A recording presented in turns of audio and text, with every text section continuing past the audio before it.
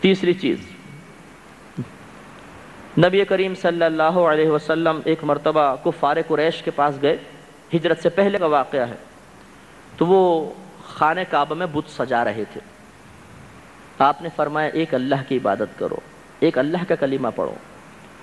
وہ کہنے لگے کہ اے نبوت کے دعوے دار، دراصل ہم بت اس لیے رکھتے ہیں، اس لیے ان کی عبادت کرتے ہیں تاکہ یہ ہمیں اللہ کا محبوب بنا دے، ہمیں اللہ کی محبت حاصل ہو جائے۔ گویا ان کا کہنا یہ تھا کہ آپ ہمیں ملامت نہ کریں، حقیقتاً ہم اللہ کی محبت ہی چاہتے ہیں اور اس کے لیے وسیلہ ہم نے بتوں کی عبادت کو بنا لیا۔ اس وقت اللہ کی طرف سے یہ آیت کریمہ نازل ہوئی، قُلْ إِن كُنتُمْ تُحِبُّونَ اللَّهَ فَاتَّبِعُونِي يُحْبِبْكُمُ اللَّهُ وَيَغْفِرْ لَكُمْ ذُنُوبَكُمْ وَاللَّهُ غَفُورٌ رَحِيمٌ۔ اے حبیب کریم صلی اللہ علیہ وسلم، ان لوگوں سے کہہ دیجئے اگر تم اللہ تبارک و تعالی سے محبت کا دعویٰ کرتے ہو تو میری اتباع کرو، میری پیروی کرو، میری اطاعت کرو، تو اللہ تبارک و تعالی تمہیں اپنا محبوب بنا لے گا اور تمہارے تمام گناہوں کی بخشش کر دی جائے گی۔ اللہ تعالیٰ بہت بخشنے والا مہربان ہے۔ محب اور محبوب میں فرق ہے۔ محب کہتے ہیں محبت کرنے والے کو، محبوب اسے کہتے ہیں جس سے محبت کی جاتی ہے۔ وہ محب ہونے کا دعویٰ کر رہے تھے، اللہ نے فرمایا اگر میرے رسول کی اتباع کرو گے، ابھی محب ہو، پھر تم محبوب ہو جاؤ گے۔ ابھی تم اللہ سے محبت کا دعویٰ کر رہے ہو اور پھر اللہ تم سے محبت کرنے لگے گا۔ شیخ عبدالحق محدث دہلوی رحمۃ اللہ علیہ نے تیسری علامت یہی لکھی کہ جو عاشق رسول کامل ہوگا وہ اتباع رسول میں کوتاہی نہیں کرے گا۔ اور یہ بڑا سخت امتحان ہے، یہ بڑی مشکل بات ہے۔ یہ چیز تو ہمارے تمام پردوں کو ہٹا دیتی ہے۔ اتباع رسول، اتباع اور اطاعت میں تھوڑا سا فرق ہوتا ہے، یہ بھی آپ کو بتا دوں۔ علماء فرماتے ہیں اطاعت یہ ہے کہ سامنے والا حکم دے تو اس کے حکم کو پورا کر دیا جائے، یہ ہے اطاعت۔ اور اتباع یہ ہے کہ سامنے والا حکم نہ دے، صرف اس کو دیکھ کر اندازہ کیا جائے کہ کیا چاہ رہا ہے اور اس کی چاہت کو پورا کر دیا جائے، یہ ہے اتباع۔ اور اس میں بڑا فرق ہے۔ آپ کے دو نوکر ہیں، ایک کو بار بار کہنا پڑتا ہے یہ لاؤ وہ لاؤ، چائے لا دو پانی لا دو، اور دوسرا بس آپ اندر داخل ہوئے، آپ کو دیکھا فوراً گیا چائے بنا کر لے آیا۔ آپ نے کہا تمہیں کیسے پتا چلا مجھے چائے کی طلب؟ اس نے کہا حضور سب جانتا ہوں، جب آپ باہر سے آتے ہیں تھکن کے آثار چہرے پہ نظر آ رہے تھے، فوراً چائے بنا کے لے آیا، دل میں محبت پیدا ہوگی۔ یہی بچوں کا معاملہ ہے۔ دو بیٹیاں ہیں، ایک صرف دیکھتی ہے اور باپ کی خدمت کر دیتی ہے، ایک کو کہنا پڑتا ہے۔ فطرتی لحاظ سے میلان قلب اسی بچی کی طرف ہوگا جو باپ کے کہنے کا انتظار نہیں کرتی، اس کی قلبی واردات پر نگاہ رکھتی ہے۔ اتباع یہی ہے، نبی کے حکم کا انتظار نہ کیا جائے، آپ کی پسند کو پیش نظر رکھا جائے، اللہ کے نبی چاہتے کیا ہیں اور ان کے مطابق۔ یہ محبت رسول کی سب سے بڑی علامت ہے، یاد رکھیے کہ جو اللہ کے نبی کو پسند وہ مجھے پسند، جو انہیں ناپسند وہ مجھے ناپسند۔ محبت اسی چیز کا تقاضا کرتی۔ محبوب کی پسند کا لحاظ ضروری ہے۔ آپ اگر دو دوست ہیں، آپ کبھی بھی اپنے دوست کی مرضی کے خلاف کام پسند نہیں کریں گے۔ آپ کو معلوم ہے کہ آپ کا دوست سنجیدہ مزاج ہے، مذاق کو پسند نہیں کرتا، آپ کبھی اس کے ساتھ مذاق نہیں کریں گے، نہیں یار مائنڈ کر جائے گا۔ آپ کو معلوم ہے کہ آپ کا ایک بھائی جس سے آپ کو محبت ہے، وہ ایک چیز کو ناپسند کرتا ہے، آپ کوشش کریں گے اس کے سامنے وہ کام نہ کریں۔ اس طرح بیوی شوہر بیوی کے بارے میں یہی ذرا جذبات اور تاثرات رکھتا ہے کہ ناپسندیدگی والے کام نہیں کیے جاتے۔ تو محبت رسول تو اس سے بڑھ کر تقاضا کرتی ہے، کوئی ایسا کام جو اللہ کے نبی کی پسند کے خلاف ہو وہ نہیں کرنا چاہیے۔ اس میں دو چیزیں آتی ہیں۔ نمبر ایک، نبی کریم صلی اللہ علیہ وسلم کسی عبادت کے ترک کر دینے کو محبوب نہیں رکھتے، ناپسند رکھتے ہیں۔ میں اپنے تمام مسلمان بھائیوں سے مخاطب ہوں، یہ اتنی بدقسمتی کی بات ہے کہ جب ذکر رسول کی باری آئے، ذکر رسول کرنا بدقسمتی نہیں ہے، وہ بدقسمتی کی بات آگے بتاتا ہوں۔ ذکر رسول کی باری آئے، پرجوش، جھنڈیاں لگانی ہیں، لائٹیں لگانی ہیں، ہم بہت جوش میں، نعت خوانی میں بیٹھنا ہے، بڑے پرجوش طریقے سے آ کر بیٹھے، بہت اچھی بات۔ لیکن جب نماز کا وقت آیا، ہمارا نوجوان غائب۔ ہم نے تو اپنے علاقوں میں بہت دیکھا، پوری پوری رات محافل. ہمارے ہاں تو تقریباً 3 بجے 4 بجے محافل ختم ہوتی ہیں. ہزاروں کا ٹھاٹے مارتا سمندر. لیکن جب جیسی محفل ختم ہوئی سب غائب. فجر کی جماعت میں جو ریگولر نمازی ہیں بعض اوقات وہ بھی ساری رات تھکنے کی وجہ سے غائب ہو جاتے ہیں. مؤذن صاحب فرما رہے ہیں حی علی الصلاۃ، آؤ نماز کی طرف. حی علی الفلاح، آؤ فلاح و کامرانی بھلائی کی طرف. اور لنگر کھا کے نیند کے خمار میں ڈوبا عاشق رسول کہتا ہے جی معذرت میں چلتا ہوں بستر کی طرف، میں چلتا ہوں گھر کی طرف، میں چلتا ہوں آرا گھر دوستوں کی طرف، میں چلتا ہوں سینما کی طرف، میں چلتا ہوں گارڈن کی طرف، میں چلتا ہوں اپنی نفسانی خواہشات کی تکمیل کی طرف. اللہ کا کھا کر اس کی بارگاہ میں سر کون جھکائے؟ معاذ اللہ معاذ اللہ. کھائیں اللہ کا، پیئیں اللہ کا. نعمتیں اس کی حاصل ہوئیں. آنکھیں کس نے دی ہیں؟ زبان کس نے دی؟ ہاتھ کس نے دیے؟ پیر کس نے دیے؟ شکل و صورت کس نے دی؟ صحت کس نے عطا فرمائی؟ آپ کو آزادی کس نے عطا فرمائی؟ اسلام کس نے دیا؟ اپنا محبوب کس نے عطا فرمایا؟ اللہ نے. اتنی نعمتیں دینے کے بعد جب وہ فرماتا ہے کہ آؤ نماز پڑھو، اقیموا الصلاۃ، نماز قائم کرو، ہم کہتے ہیں معذرت یا رب کریم، کھائیں گے تیرا، پیئیں گے تیرا، نعمتیں تجھ سے حاصل کریں گے، لیکن بات تیرے دشمن شیطان کی مانیں گے. لا حول ولا قوت الا باللہ. کتنی بڑی بے مروتی ہے. سمجھانے کے لیے عرض کر رہا ہوں. آپ نے ایک نوکر رکھا، ٹیلنٹڈ تھا، اسے ایک مکان دلوایا، اس میں ایئر کنڈیشن لگایا، ایک کار بھی دی، فل ڈیکوریٹڈ مکان، کئی ہزار روپے تنخواہ، میڈیکل فری، پیٹرول فری. آپ نے کہا جاؤ یہ ساری نعمتیں رکھو. ہاں ڈیوٹی تمہیں بس یہ کرنی ہے کہ صرف صبح 8 بجے آؤ اور 10 بجے چلے جاؤ. صبح 10 بجے چلے جاؤ، 2 گھنٹے ڈیوٹی، 10,000 روپے مہینہ دوں گا. وہ جواب میں کہتا ہے یہ سب نعمتیں تو لیتا ہوں لیکن ڈیوٹی مجھ سے نہیں ہو سکتی، السلام علیکم. آپ یقیناً اس کو پھر کہیں گے خوش ہو کے شاباش پھر تو اور بونس بھی لے لو، ایسے کہیں گے نا؟ نہیں، آپ اسے سر سے پاؤں تک دیکھ کر کہیں گے چل باہر نکل جا. اتنی نعمتیں دیں، اس کے جواب میں جب ڈیوٹی کہہ رہا ہوں تو وہ پوری نہیں کرتا. تو ماشاءاللہ آپ کا مزاج تو بڑا اچھا ہوا. اور یہی جذبات اور کیفیات آپ اللہ کے لیے کیوں نہیں متصور کرتے؟ اللہ تعالیٰ کیفیات اور جذبات سے پاک ہے. میں آپ کے لیے عرض کر رہا ہوں، ذرا غور فرمائیں کہ جب اللہ نے تمام نعمتیں عطا فرمائیں، اس کے بعد اپنے حبیب کے ذریعے ارشاد فرمایا حبیب ان کو نماز کا حکم دیجئے. نبی کریم نے فرمایا قرۃ عینی فی الصلاۃ، میری آنکھوں کی ٹھنڈک نماز میں ہے. خود نبی کریم صلی اللہ علیہ وسلم نے پریکٹیکل کر کے دکھایا. جس وقت نماز فرض نہیں تھی اس وقت بھی نبی کریم صلی اللہ علیہ وسلم غار حرا میں جا کے اللہ کا ذکر کیا کرتے تھے. مسلسل عبادت. نبی پہ تو نماز معاف نہ ہو، صحابہ پہ نماز معاف نہ ہو، اور ہم ذکر رسول کرنے کے بعد سوچے کہ اب تو بخشش ہو گئی، اب نماز کی ضرورت کیا ہے. انتہائی نادانی کے بعد، انتہائی افسوس کی بات. رمضان کے روزے آئے، ہٹے کٹوں کو دیکھا ہے. نہیں جی ڈیوٹی سخت ہے اس لیے ہم روزے نہیں رکھ سکتے. جی میرے امتحان ہونے والے میں روزے نہیں رکھ سکتا ہوں. لا حول ولا قوت. اللہ تعالیٰ کی نعمتیں حاصل کرنے کے بعد اس کی اطاعت کی طرف سے میلان، روگردانی ہو، میلان نہ ہو، یہ بہت بڑی بے مروتی کی بات ہے. اور یہ اتباع رسول کیا ہے؟ یہ تو اطاعت رسول کے بھی خلاف ہے. اور دوسرا، نبی کریم نے گناہ کو سخت ناپسند فرمایا، گناہوں کے اجتناب کو ناپسند رکھا. اور مسلمان کون سا گناہ آج نہیں کر رہا؟ صبح سے لے کر شام تک دیکھیے، ذہن میں آنے والے خیالات کو دیکھ لیجئے. گندے تصورات، گندے خیالات، جان بوجھ کر ان کو جگہ دینا، ان سے لذت حاصل کرنا، یہ کیا ہمارا شیوا نہیں ہے؟ باہر نکلتے ہیں نگاہیں آزاد، کبھی اس پر کبھی اس پر، کبھی سائن بورڈ پہ کبھی اس سائن بورڈ پر، نگاہیں آزاد ہیں. زبان دیکھ لیجئے، جب کھلے گی کسی کی برائی، کسی کی غیبت، کسی کی چغلی، زبان سے گالیاں، کسی کی دل آزاری، کسی کا دل توڑ دینا، کسی کا مذاق اڑانا. کون سا کام نہیں کر رہے؟ سننے کا معاملہ دیکھ لیں، کبھی گانے یا کانوں میں آ رہے ہیں، کبھی کسی کی برائی سن رہے ہیں، کبھی چغلی سن رہے ہیں، فحش باتیں، تمام چیزیں چل رہی ہیں. قدم دیکھ لیجئے کہاں کہاں اٹھتے ہیں، یہ کہاں جا رہے ہیں؟ اللہ کی نافرمانی کے مقامات پہ کتنی تیزی کے ساتھ جاتے ہیں، فرما برداری کے مقام پر آنے کے لیے کتنے بوجھل ہو جاتے ہیں. جب آپ روڈ پر بے تکلف دوستوں کے ساتھ بیٹھے ہوں اور مؤذن صاحب کہیں حی علی الصلاۃ، آئیے نماز کی طرف، کتنا مشکل ہو جاتا ہے آنا.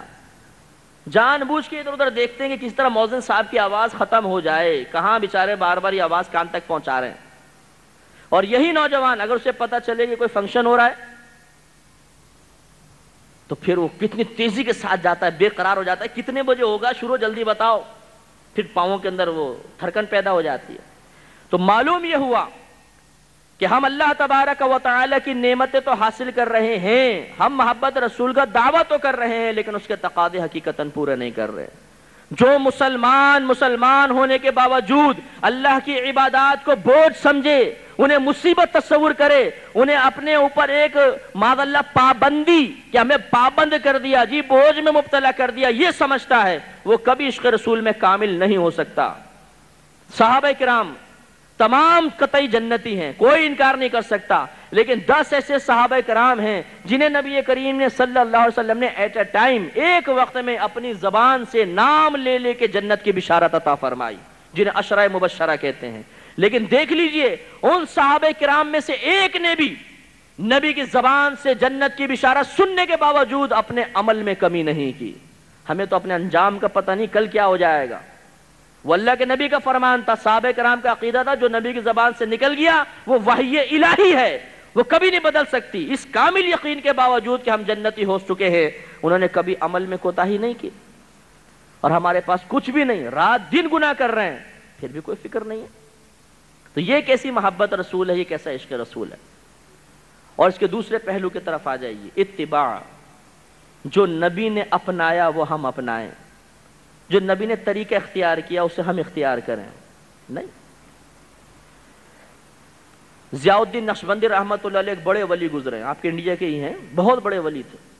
انہوں نے اپنی کتاب میں لکھا کہ اللہ تعالیٰ نے اپنے محبوب کو جو بھی طریقہ عطا فرمایا سب سے محبوب ترین عطا فرمایا، کیونکہ محبوب کو محبوب شے ہی دی جاتی ہے، تو جو طریقہ عطا فرمایا سب سے محبوب ترین عطا فرمایا۔ اب جو اس طریقے کو اختیار کرے گا تو گویا اس نے اللہ کے محبوب ترین طریقے کو اختیار کیا، اور جس نے اللہ کے محبوب ترین طریقے کو اختیار کیا اللہ تعالیٰ اسے بھی اپنا محبوب بنا لے گا۔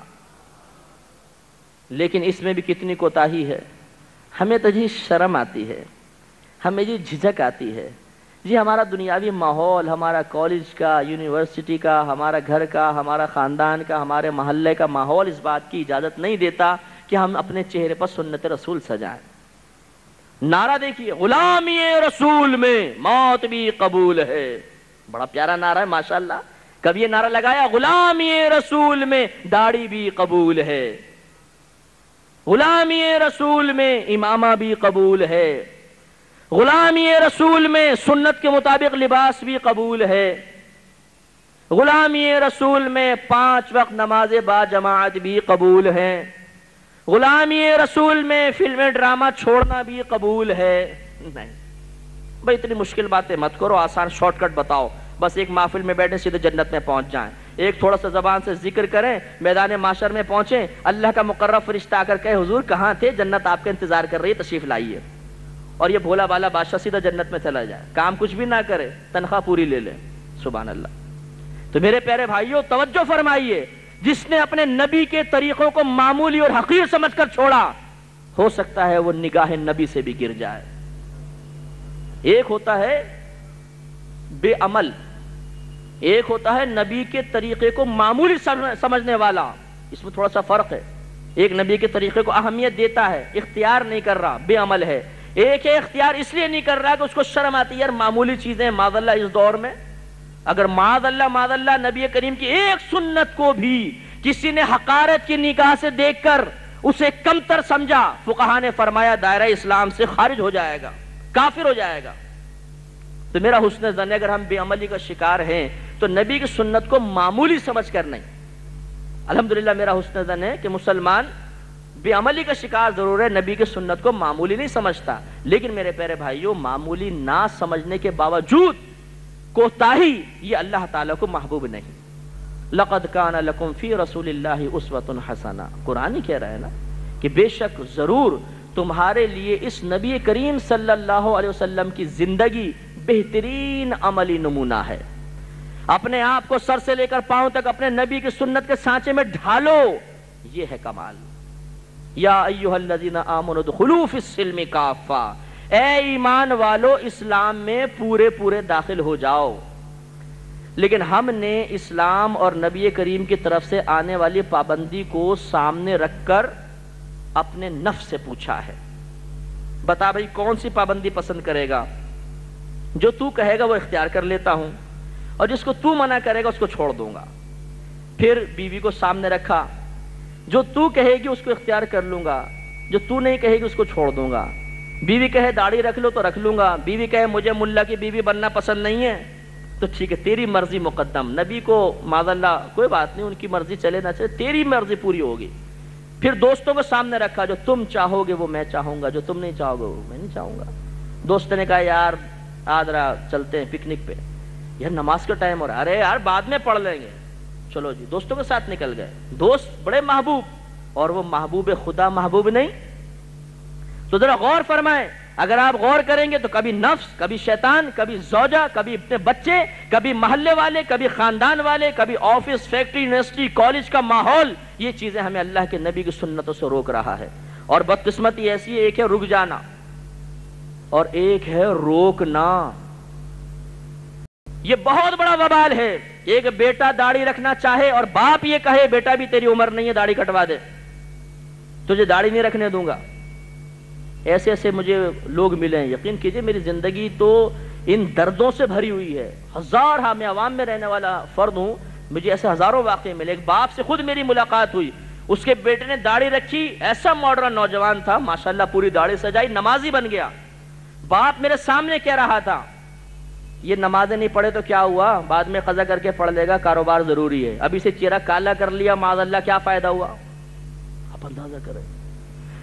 اب روکتے ہیں، نہیں تجھے نیک نہیں بننے دوں گا۔ اگر بیٹا نمازیں پڑھنے لگ جائے، چہرے پہ داڑھی سجا لے، سنت کی طرف مائل ہو جائے، تو اماں جان کسی عامل کے پاس جا کر پوچھتی ہیں لگتا ہے خاندان والوں میں سے کسی نے میرے بیٹے پہ کچھ کروا دیا ہے، بڑی نمازیں پڑھنے لگا ہے، تسبیح ہاتھ میں آ گئی ہے، ہر بات میں سبحان اللہ الحمدللہ اللہ اکبر کہہ رہا ہے، بھائی لگتا ہے کچھ ہو گیا ہے، معاذ اللہ معاذ اللہ۔ وہ فلمیں دیکھتا، ڈرامے دیکھتا، لڑکیوں کو چھیڑتا، گندی باتیں کرتا، تو ماں کہتی واہ یہ تو میرا ہے ماشاءاللہ بڑا نیک بچہ ہے، اسے کچھ بھی نہیں ہوا۔ اور جہاں وہ نیک بننے لگا جادو ہو گیا، اس پہ ٹونا کروا دیا، اس پہ عملیات کروا دیے گئے۔ لا حول ولا قوت الا باللہ۔ اپنے ساتھ، اپنی اولاد کے ساتھ دشمنی یہ آج عام ہو چکی ہے۔ برا مت مانیے گا، بس یہ آخری بات عرض کر کے کہ 39 ہو چکے ہیں۔ آج ہم یہ سمجھتے ہیں ہم اولاد کے ساتھ بھلائی کر رہے ہیں۔ دیکھیے میں اپنی سوچ آپ کو بتاتا ہوں کہ اولاد کو دنیاوی تعلیم دینا آج کے دور میں انتہائی ضروری ہے، اس کا کوئی انکار نہیں کر سکتا۔ دیندار شخص کے لیے خاص طور پہ دنیاوی تعلیم انتہائی امپورٹنٹ ہے۔ اگر آپ دنیاوی تعلیم سے مزین ہوں گے، آپ میں خود اعتمادی ہوگی، آپ اعتماد کے ساتھ کسی کو اپنے دین کی طرف مائل کر سکیں گے، اس کا انکار نہیں ہے۔ لیکن قابل توجہ اور قابل تشویش بات یہ ہے کہ اولاد سے یہ کہنا کہ بیٹا پہلے صرف دنیاوی تعلیم حاصل کرو، اور دنیاوی تعلیم حاصل کرتے ہوئے دین کے بالکل قریب مت جانا، بس پہلے دنیاوی تعلیم اس کے بعد دین دیکھیں گے۔ زیادہ سے زیادہ رسم پوری کرنے کے لیے قرآن ناظرہ پڑھا دیا، اور زیادہ آگے بڑھے حفظ کروا دیا۔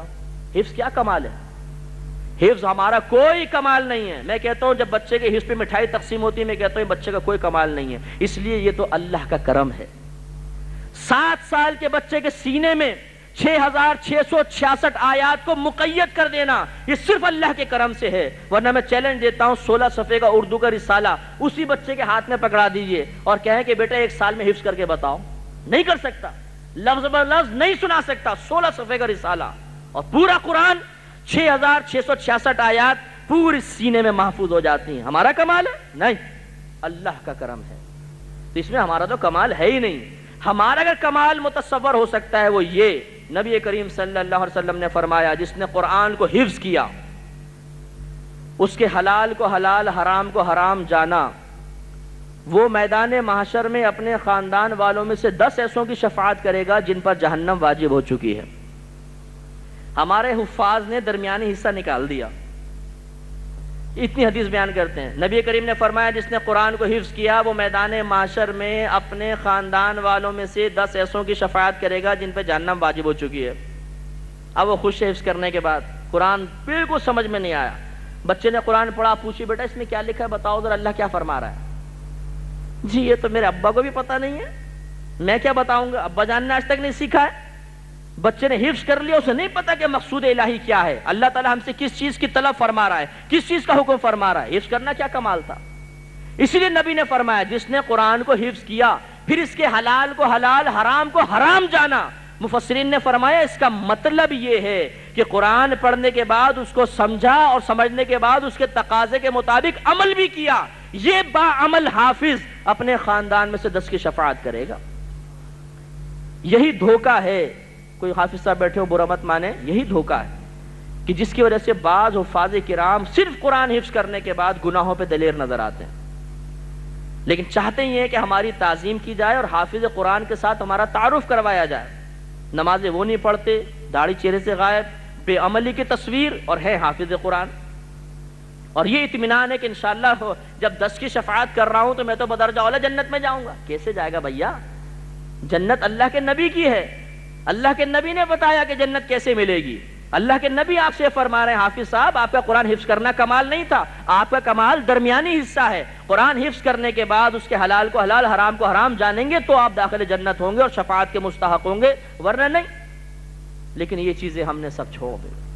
اب عمل کی طرف ہمیں مت بلاؤ، مت کر نصیحت ناصحہ، دل میرا گھبرائے ہے، اس کو دشمن جانوں ہوں جو مجھ کو سمجھائے ہے۔ وہ بڑا برا لگتا ہے، ہم تو چاہتے ہیں جتنے مرضی گناہ کریں، جب میں پہنچوں لوگ کہیں جی صاحب ماشاءاللہ عاشق رسول آ گئے، سبحان اللہ سبحان اللہ، بس لوگوں کی باتوں میں بڑے خوش ہیں، کوئی ہمیں عاشق رسول بول رہا ہے، کوئی ہمیں متقی بول رہا ہے، ہم بڑے خوش ہیں، بس اس طرح میں کہتے رہو، کام کے لیے مت کہو، یہ غلط رویہ ہے۔ تو خدا نخواستہ آپ کی تحقیر کرنا مقصود نہیں، آپ پہ تنقید کرنا مقصود نہیں، آپ کو کمتر ثابت کرنا مقصود نہیں، کوئی اپنی بڑائی بیان کرنا مقصود نہیں۔ الحمدللہ میری عادت ہے جب بھی میں بیان کرتا ہوں میں ایک آئینہ اپنے سامنے بھی رکھتا ہوں، میں اپنا مشاہدہ بھی کر رہا ہوں، اپنا محاسبہ بھی کر رہا ہوں، لیکن خدا را اس غفلت سے جاگیے۔ اگر آپ چاہتے ہیں کہ واقعی محبت رسول میں کامل ہو جائیں، اور جب قبر میں منکر نکیر آپ سے تیسرا سوال کریں ما کنت تقول فی حق ھذا الرجل، تو اس شخص کے بارے میں کیا کہا کرتا تھا، تو آپ کو اتنا اعتماد ہونا چاہیے کہ وہاں پہ انشاءاللہ میں انتہائی فخر سے سر اٹھا کر کہوں گا کہ یہ میرے نبی کریم ہیں، بلکہ میں یہ کہوں گا کہ تم مجھ سے پوچھ رہے ہو، میرے نبی سے پوچھو کہ میں نے زندگی میں ان کی کتنی اتباع کی تھی۔ اس کے برعکس کہیں ایسا تو نہیں کہ ہم ایسے اعمال کر رہے ہیں، اپنے نبی کی طرف سے آنے والی پابندیوں کو اس انداز سے بوجھ سمجھ رہے ہیں کہ جب قبر میں نبی کریم کا دیدار ہو تو نگاہیں شرم سے جھک جائیں، اور معاذ اللہ ایسا نہ ہو کہ نبی کریم ہمارے چہرے کی طرف دیکھ کر کہیں کہ یہ میرے محبوب امتی کا تو چہرہ نہیں، پھر کیا ہوگا؟ بخاری کی روایت، نبی کریم صلی اللہ علیہ وسلم ارشاد فرماتے ہیں داڑیاں بڑھاؤ، مونچھیں چھوٹی کرو اور یہودیوں کی صورت مت بنو۔ یہ میں نہیں کہہ رہا ہوں، اللہ کے نبی نے فرمایا، لہذا توجہ فرمائیے۔ محبت رسول کی علامات ضرور ہمیں پوری کرنی چاہیے، جب تک یہ علامات پوری نہ ہوں